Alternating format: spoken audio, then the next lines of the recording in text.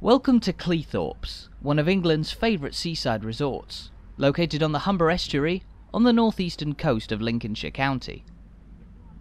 A classic beach destination with a pier, arcades and wide sands, there's a lot to do on a day out in Cleethorpes, both by the sea and on a walk through its streets. On this tour of the town, we'll uncover the history and sights of this popular Lincolnshire destination, as we wind in and out of local landmarks like this, Cleethorpes' beautiful Armed Forces Memorial Gate, which looks over the sea from this central location in the town. Dedicated to those who have served in the British Army, Royal Navy and Royal Air Force, it's just one piece of military heritage to be found in Cleethorpes, a town that was certainly built for pleasure, but which has also encountered conflict in the past. We'll talk more about that in a few moments, but as we walk away from the Memorial Gate looking back towards the sea, in the foreground we can also see the ruins of Ross Castle.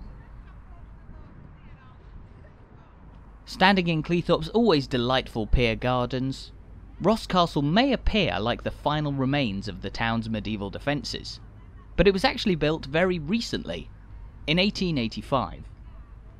In fact, the castle was built by the local railway company, and it was designed as a mock ruin, a kind of folly to draw in visitors as seaside holidays grew in popularity during the Victorian era.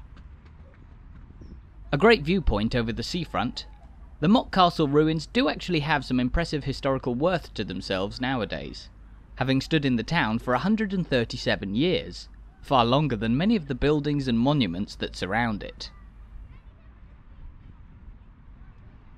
Just behind Ross Castle, there stands this eye-catching monument of 1999, dedicated to the Royal Air Force North Coast Strike Wing. This was a group of squadrons based at the nearby RAF base, who during the Second World War played a crucial role in the war by targeting and inflicting heavy damage on Nazi shipping operations in the North Sea and the surrounding area.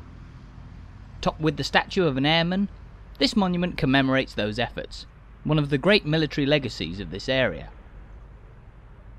But over the centuries, before it grew into the popular seaside destination we know today, Cleethorpes existed first and foremost as a fishing village, or rather, 3 separate fishing villages that lined the coast here.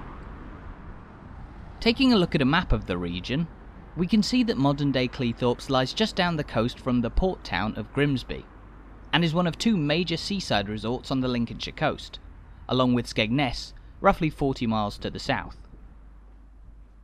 Famously, the Lincolnshire coast here has been subject to different waves of settlement from abroad, most notably in the 9th century, with the influx of Danish settlers who established substantial population centres like Grimsby, and the 3 villages that existed here before Cleethorpes. In the early medieval era, this place was the site of a trio of small fishing hamlets that were relatively independent of one another, and which were named Oole, Thrunscoe and Itterby. Oole was located around the area where Cleethorpes Pier is today, while Thrunscoe lay at the southern end of Cleethorpes Beach. The road we're walking down here, meanwhile, was the centre of Itterby, a small settlement of no more than a couple of dozen households in the early medieval era. Today, this is a popular shopping area in Cleethorpes, the oldest shop of which is the antique store here, believed to have been opened in the early 1800s to cater to Cleethorpes' burgeoning tourist trade.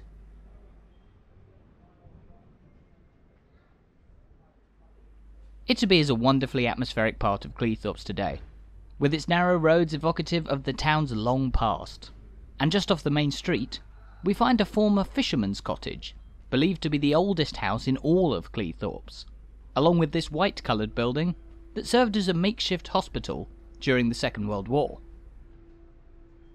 Now, as we mentioned, the original hamlet of Itterby was, like its coastal neighbours, first and foremost a fishing village. In particular, the likes of Itterby were well known for their oysters, which were sold to locals or passers-by at stalls outside local pubs or along the sea. But with just a handful of people living in each of the villages, Itterby, Oole and Thrunscoe were simply a small part of a wider parish that extended inland in this area, known as Old Clee. and as I'm sure you've surmised, this is where the name for Cleethorpes, the effective union of all these old villages, was born. Old Clee was so named due to the clay ground in this area, and Itterby, Oole and Thrunsko were three thorps, an Old English word for small villages, which came together to form Cleethorpes. But it was only in the 19th century when, after years and years of existing as a small fishing settlement, that Old Clee's three thorps really began to join together. Before then, this area just off the main road in Itterby was made up of fields that separated Itterby and Oole. Nowadays, it's a primarily residential part of Cleethorpes between the two old village centres, and where we find this historic house, the Knoll. The Knoll was built in 1898 for the family of one Henry Kelly, who was accumulating great wealth at the end of the 19th century after his steam trawler company in Grimsby stood at the forefront of the vital supply of fish to Britain's hard-working industrial population. Now used as offices and with a cafe inside, the Knoll has some lovely views over the sea, despite being set back from the front, and it sits in a part of Cleethorpes which has been through a lot over the past couple of centuries. Not only has this area of town, once farmland, seen rapid development into a densely populated industrial area, but in 1916, Cleethorpes fell victim to one of the many Zeppelin raids on England's east coast by the German Empire in the First World War. This Baptist church was built on the site of an original, which was destroyed in that deadly attack of the 1st of April. The Baptist church hall was built in 1966, after the Second World War, in which Cleethorpes was also hit by bombing, and some of the nastiest attacks on British soil by the Luftwaffe during the conflict. In the summer of 1943, 3,000 so-called butterfly bombs were dropped by the Luftwaffe on Cleethorpes, Grimsby and Hull. These butterfly bombs were an early precursor to modern-day cluster bombs, and which were particularly devastating in their impact, causing panic in the region as 114 people were killed by butterfly bombs, over half of all those who were killed in bombing raids during the war in the local region. Butterfly bombs have on occasion been found unexploded in the region in recent years, and are crucially not to be touched if discovered, as they were deliberately designed to act like a landmine to inflict maximum damage on the local population and the British morale during the Second World War. Of course, the busy tourist heart of Cleethorpes has been long since cleared of unexploded butterfly bombs, with its great wide open sands, a wonderful place to take a stroll along the sea, and the heart of the town here, home to the Pier Gardens, a beautifully laid out area for relaxation and entertainment. Here at the back of the Pier Gardens, we're passing by Terry's traditional mini-golf, a 9-hole course that's actually one of 2 mini-golf attractions in Pier Gardens, the second of which we'll see when we get down to the front. The Pier Gardens date back to 1883, and were another work of the Manchester, Sheffield and Lincolnshire Railway Company, who were behind the Ross Castle that we saw earlier. Originally known as the Pleasure Grounds, the Pier Gardens were designed as a central attraction for visitors coming to the seaside from inland to stroll around. The gardens are littered with attractions, flower displays and monuments, while at the bottom of this slope we find a grand waterfall with a huge pelican statue standing in the middle. Quite what the pelican represents, apart from simply being a massive pelican, I'm not entirely sure, but the waterfall is a lovely spot that sits at the bottom of the rather steep bank of Pier Gardens. Now, Pier Gardens weren't just laid out to give visitors to Cleethorpes a place to relax. In fact, along with the town's mile-long promenade, the gardens serve as an important defence against the sea, as the 3 thorps of Old Clee stand on top of small clay cliffs, which were suffering from coastal erosion before the birth of seaside tourism in the area. Walking out onto the promenade now, all of the development by the seafront here has since secured the buildings of Old Clee's thorps from falling into the water, while establishing Cleethorpes as one of the most extensive seaside resorts in the region. But as we look over the seafront from Cleethorpes' busy promenade, you'll have noticed the town's pier and its wide beach, but not much water to dip your toes in. That's because the beach actually sits overlooking the Humber estuary, rather than the North Sea. The estuary is one of the largest in Britain, and which has a dramatic tidal pattern, with the water at this point of the day having retreated miles away from the shore here, exposing a vast area of sandy beach and muddy flats further out. When the tide's in though, the water comes right the way up to the beach here in Cleethorpes, and it makes for a wonderful place to sit back and relax, or go for a paddle on a lovely summer's day. This part of the beach by the pier is always the busiest on any day out in Cleethorpes, with a number of attractions on the sands, including traditional donkey rides, still taking place here. But like all English seaside resorts, there's a whole lot to do on the road just behind the beach, with arcades, restaurants, bowling, and yet more mini-golf to enjoy. Here behind the promenade is the newer of Pier Gardens' 2 mini-golf courses, this one featuring replicas of major world landmarks, including this, the famous Grimsby Dock Tower, which stands in the middle of the course's 3rd hole. To my knowledge, this is the only mini-golf course in the world that features a landmark from Grimsby, so that's one to tick off your list if you're visiting town. Grimsby and Cleethorpes, 2 of North Lincolnshire's biggest towns, have long had a very tight connection, separated by just a couple of miles on this part of the coast. Cleethorpes was actually nearly absorbed into Grimsby as one in the 20th century, as the two have begun to merge together as one greater urban settlement. After all, many of the fishermen and their families who worked in Grimsby's world-beating fishing industry during the later 19th and early 20th centuries used Cleethorpes as the perfect getaway from their work in Grimsby. But as we pass by the many arcades and cafes that line this side of the promenade, do remember that Cleethorpes and Grimsby are very much separate, albeit closely linked settlements. In fact, Grimbarians, residents of Grimsby, often affectionately refer to the people of Cleethorpes as Meggies, a local nickname with lots of theories as to its origin. Some say that Cleethorpes locals are known as Meggies after Megs, Victorian slang for halfpennies, which day trippers would spend by the bucket load on a day out here. The tram fare from Grimsby to Cleethorpes was also said to cost a meg, so perhaps that's where the name comes from. Whatever the truth, by the early 20th century, the Cleethorpes resort was popularly known by the moniker Meg's Island, a place to which thousands of people would flock daily for a day of fun and games by the sea. And one of the biggest attractions of all on a day like that was this, Cleethorpes Pier. Opened in 1873, the pier was originally about 3 times longer than it is today, so that it could reach out to the sea even at lower tide. Yet another creation of the local railway company to draw in tourists, the pier was hugely popular for decades, incorporating a concert hall, cafe and bar. Nowadays, the pier is much shorter than it once was, initially caused by the decision to cut out a section of it in the Second World War, so that the pier couldn't be used as a landing dock by a potential German invasion.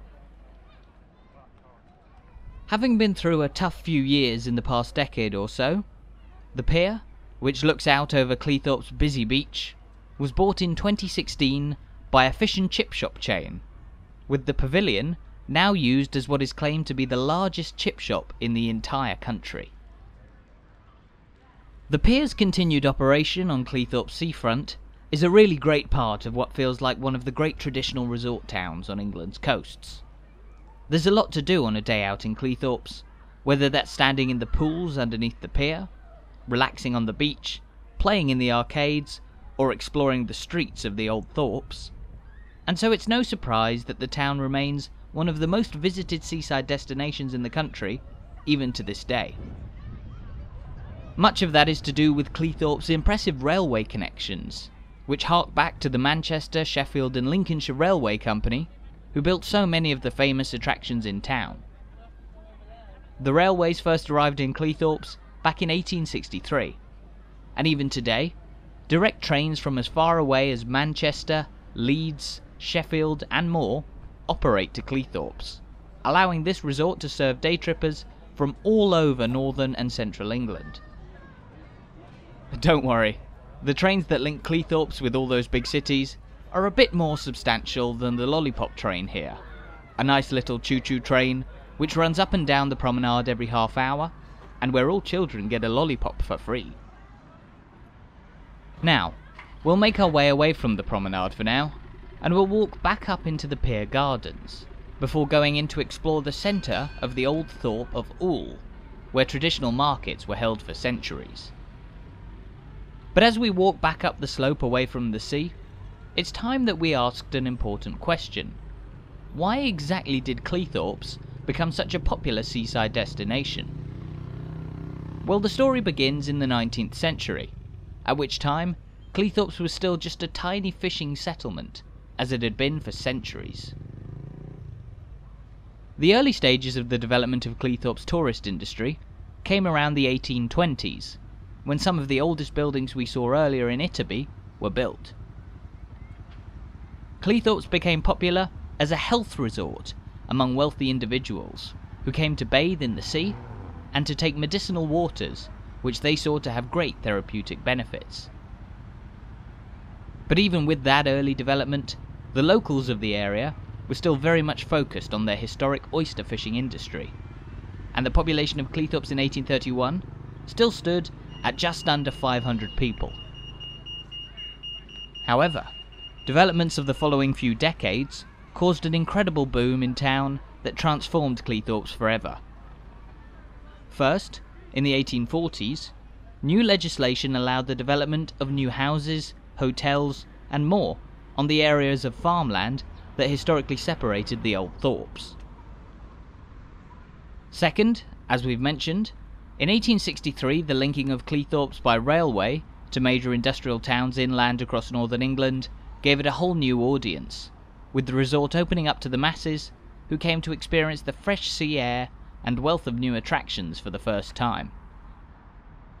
Back in Pier Gardens here, we can see a monument to one of Cleethorpes' most famous attractions through time, the traditional donkey rides on Cleethorpes Beach. This is a statue of Dudley the Donkey, and serves as a tribute to one Gladys Nuttall, a miner's daughter who began the long tradition of donkey rides on the beach here in the 1940s, and whose family operated traditional donkey rides in Cleethorpes for 3 generations. The rides are said to have brought smiles to many a holidaymaker, while the family used many of their profits to support the welfare of their own donkeys and to donate to the Donkey Sanctuary in Sidmouth, all the way down in Devon. I'm sure there are some photos of donkey rides buried under the ground in Cleethorpes' time capsule. It will be fascinating to see how the town has changed come the year 2063, when the time capsule is opened. But here's to hoping that Cleethorpes retains its historic seaside charm. But one thing that's certainly changed in the town since its early days as a group of fishing villages is its size. By the latter Victorian period, the building of more and more infrastructure and attractions to cater to tourists cemented Cleethorpes' position as a thriving seaside town, and by 1901, the town's population had soared to over 12,000, 24 times larger than the 500 people that lived here in 1831. As we look up at the historic Empire Theatre, originally a public hall built in 1895, Cleethorpes continued to grow into a sprawling settlement throughout the 20th century, and the town today is home to nearly 40,000 people, making it the 6th largest settlement in all of Lincolnshire. Of course, with all the tourists who visit Cleethorpes regularly in the summer, that local population swells somewhat during high season, but it all makes for a town that's full of life at its best, and a great place for a day out by the sea. But once again, we're now quite a way back from the sea, on top of what were once the more pronounced clay cliffs that the small thorps of Old Clee once stood atop. This is the entrance to what was once Oole, which developed at the northern end of the beach. Like Itterby, Oole was also a small fishing settlement, which was home to a handful of residents and a smattering of local inns and shops. Although this part of modern-day Cleethorpes was also the place where traditional markets were held for many years. Up ahead of us is the old marketplace, which was the site of the local market, albeit a market which wasn't ever as big as you might expect. Given the small population of Old Clee, the main market for the people here was located up the road in Grimsby, which had been the site of an official market since the year 1201. Still, Cleethorpes Marketplace is a nice spot in the heart of Oole, and while it's never been home to especially large markets, it's surrounded by an array of popular shops, pubs and restaurants, while narrow residential streets spurt off it in all directions. Historically, one of the most popular spots on the marketplace has been the black and white building across from us here, Steele's Corner House Restaurant, a veritable institution of Cleethorpes' tourist scene. A fish and chip restaurant that's been in operation since 1946, Steele's more than 75 years of history in Cleethorpes has made it a cornerstone of their local cuisine.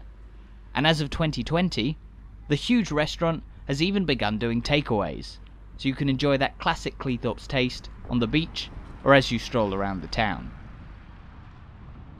Walking away from the marketplace now, we'll make our way back towards the seafront, and then to Cleethorpes' historic train station, where we'll be ending our walk around this classic resort in about 5 minutes' time.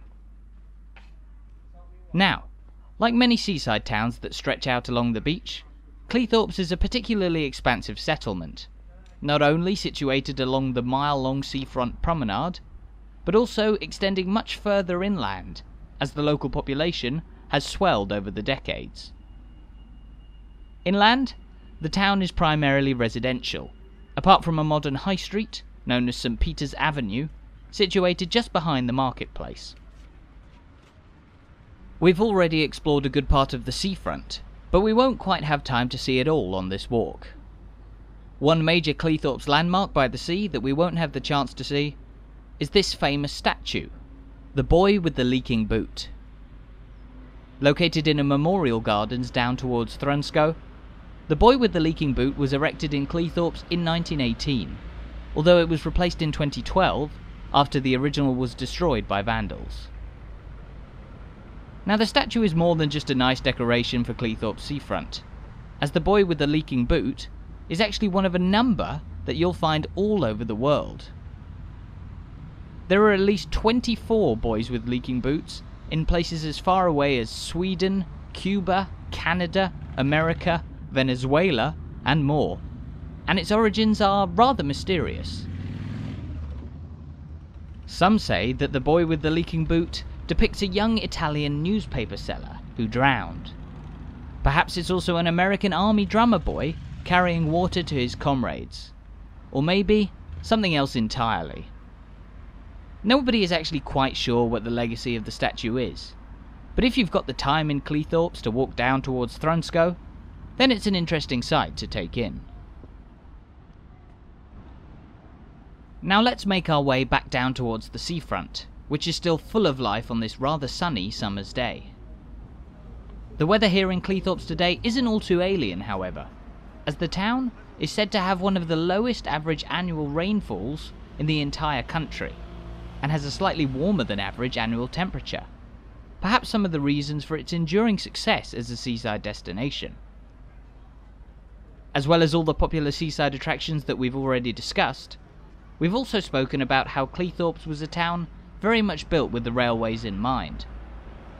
The building of the town's station in 1863 was just one piece of the puzzle that has brought Cleethorpes to prominence as a major seaside destination, with a number of intriguing landmarks being constructed by the railway company to satisfy their customers on a trip out to Cleethorpes from their busy industrial hometowns inland. But as well as the train ride into Cleethorpes, the seafront here is home to its own historic coastal railway. Separate to the Lollipop Train that we saw earlier, The coast is also the home of the Cleethorpes Coast Light Railway, which has been chugging up and down on a 2-mile line along the beach for decades, ever since 1948. And with the rows of arcades and food stalls that line the promenade even on this side of the pier, along with a fun fair even further down the beach from here, we could go on and on and on with all the things that there are to do on a day out in Cleethorpes. Britain's seaside towns have undoubtedly faced tough competition in the last half-century, with the advent of foreign holidays and the irresistible allure of warm weather in the likes of Spain. But Cleethorpes is a town that has more than stood up to the challenge of retaining its popularity into the modern day. With those crucial rail links across northern England still in place, it's fantastically easy to get to Cleethorpes for a day out, and the town is continuing to develop its many attractions while retaining a historic charm that preserves the heritage of a great British seaside town. And for me, Cleethorpes is easily one of the best places in the country to spend a fun day out by the sea. And here, we've reached the end of our walk for today at Cleethorpes railway station, which is topped by an iconic ornate clock tower of 1884 that greets visitors to this wonderful seaside town. Thank you so much for watching this video. I really hope you enjoyed it, and I hope you're looking forward to visiting Cleethorpes for a day out by the sea sometime soon.